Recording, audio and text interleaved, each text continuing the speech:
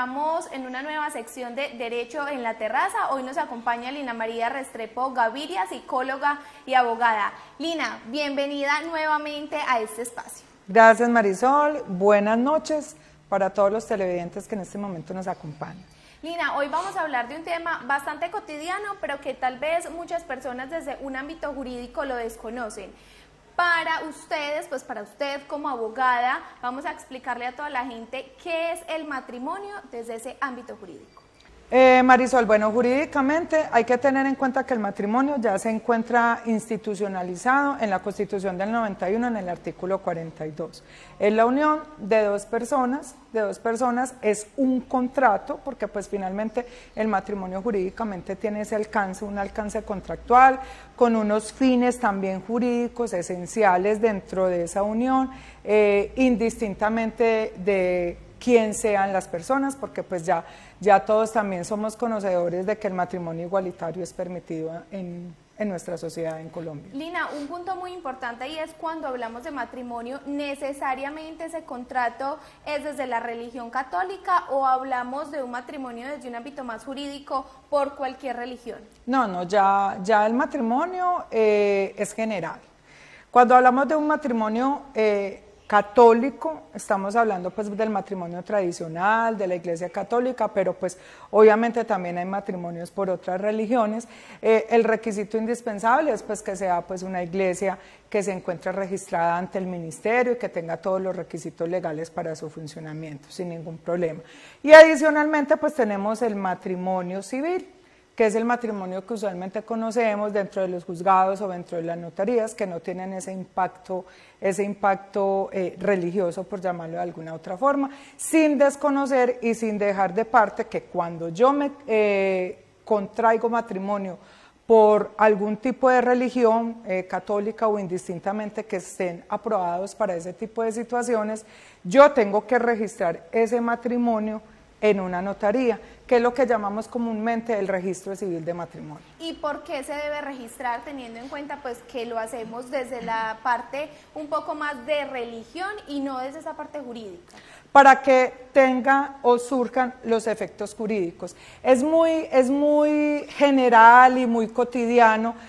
Por ejemplo, cuando voy a iniciar un proceso de divorcio, de cesación de efectos civiles, el divorcio en un matrimonio civil, la cesación de efectos civiles en el matrimonio que comúnmente llamamos católico, que lo primero que debo hacer es ir a registrar el matrimonio para poderme divorciar o para poder hacer la cesación de efectos civiles. O sea que, qué pena le interrumpo, puede haber casos de personas que se casaron pero no lo registraron y a la hora de divorciarse deben ir a registrar el matrimonio. Exactamente, Marisol.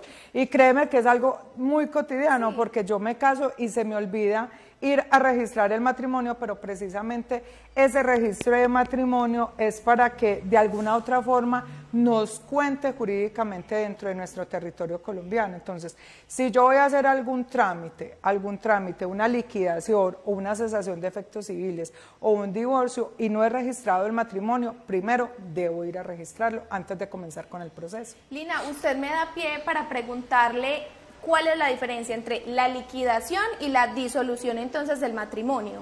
Ok, la liquidación tiene que ver con la parte patrimonial. Cuando yo contraigo matrimonio, inmediatamente nace a la luz jurídica lo que conocemos jurídica y comúnmente como la sociedad conyugal. O sea, los bienes suyos con los bienes míos. Sí, no. Sí, no, porque digamos que hay mucha tela por cortar ahí en ese tema de los bienes, del patrimonio en un matrimonio. Se supone que la sociedad conyugal nace con el matrimonio, es decir, lo que yo empiezo a adquirir a partir de ese contrato. Pueden haber algunas excepciones. Yo tengo una herencia, yo tengo un edificio de apartamentos, qué sé yo, tengo unas fincas, en fin, me caso.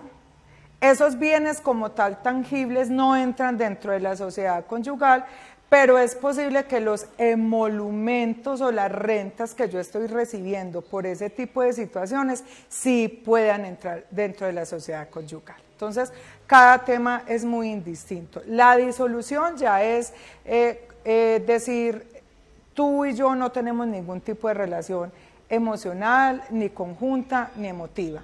Entonces, sí son dos cosas completamente diferentes. Una cosa es el tema patrimonial y otra cosa ya es la relación conjunta que nosotros tenemos en el momento que nos casamos, porque el matrimonio tiene unos fines esenciales.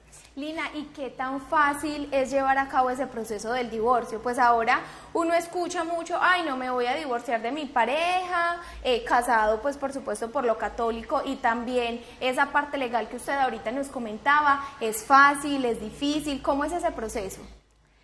Es fácil si es de mutuo acuerdo. Si no, se vuelve un problema tremendo. Si estamos dentro de un proceso de divorcio, de cesación de efectos civiles, de común acuerdo entre las parejas, llegamos a un acuerdo, inclusive acuerdos patrimoniales, yo simplemente lo que tengo que hacer es un acuerdo de divorcio, es un acuerdo de liquidación, llevarlo a notaría, obviamente con abogado titulado, apoderado. ¿Cada uno debe tener su abogado? Si es de mutuo acuerdo, no, si es de mutuo acuerdo podemos contratar una sola persona.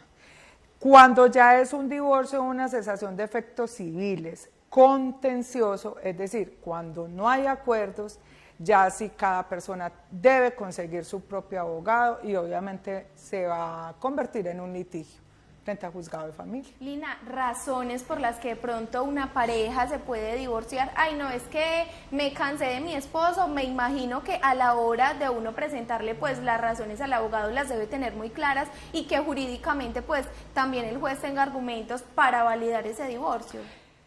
Claro, sí, obviamente legalmente en el Código Civil están estipuladas cada una de las causales de divorcio y de cesación de efectos civiles, que sería lo mismo.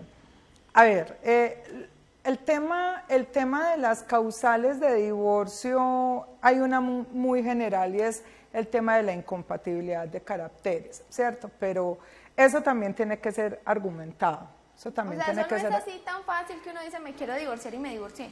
En este momento ya es un poco más sencillo, ya en este momento es un poco más sencillo, pero lo que quiero de pronto tratar de expresar y de manifestar en este momento es que finalmente cuando yo estoy dentro de un proceso de divorcio o de cesación de efectos civiles, yo sí tengo que llevar un argumento al juzgado, yo sí tengo que llevarle un argumento al juez.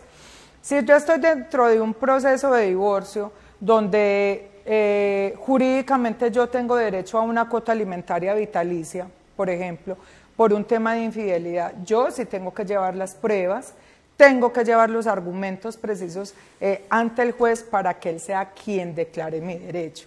Entonces, digamos, vuelvo y te reitero, digamos que en un proceso de esta naturaleza, siempre y cuando las personas estén de acuerdo, inclusive en el tema de los hijos, porque los hijos es otro tema diferente, el proceso puede ser sencillo, pero en un proceso ya litigioso, ya eso sí exige argumentación jurídica de los abogados que van a representar a cada uno de los cónyuges. Lina, ¿y ese puede ser un proceso de cuánto tiempo? Hablemos también de pronto de una manera muy general, los costos, porque me imagino que como todo proceso legal tiene sus repercusiones económicas, entonces cuéntanos un poquito sobre eso. Cuando estamos en un proceso de divorcio, de cesación de efectos civiles, de mutuo acuerdo, puede ser frente a notaría, es demasiado expedito.